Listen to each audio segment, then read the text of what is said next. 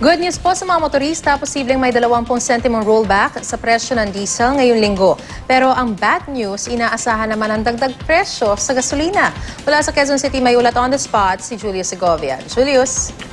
Maris, tataas na naman ang presyo ng gasolina ngayong linggo, posibleng 20 sentimo kada litro base sa kwenta ng ilang oil industry sources.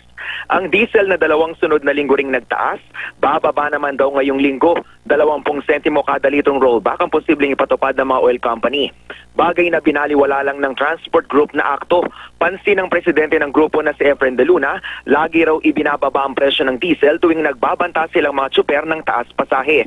Tila pampalubag loob lang daw sa hanin ng transportasyon ang kakarampot na bawas presyo. Kaya hindi raw sila natitinag sa babalang dadagdagan nila ng 50 sentimo ang kasalukuyang 8 pesos na pasay sa jeep ngayong Marso. Sa March 7, ipagpapatuloy ng LTFRB ang pagdinig sa petisyon nilang taas pasahe.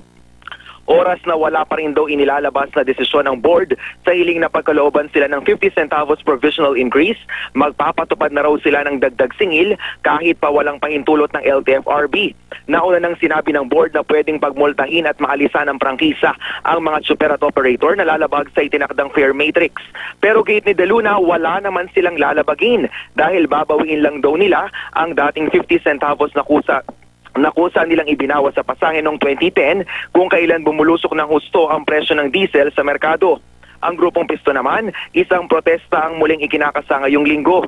Madaya raw ang estratehiyang dagdag bawas sa presyo ng petrolyo na pirming ginagawa ng mga oil company.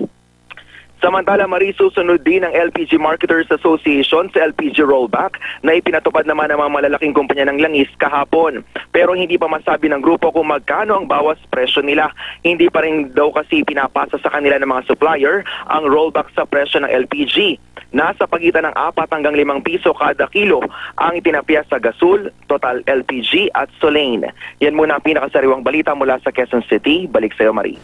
Maraming salamat, Julius Segovia.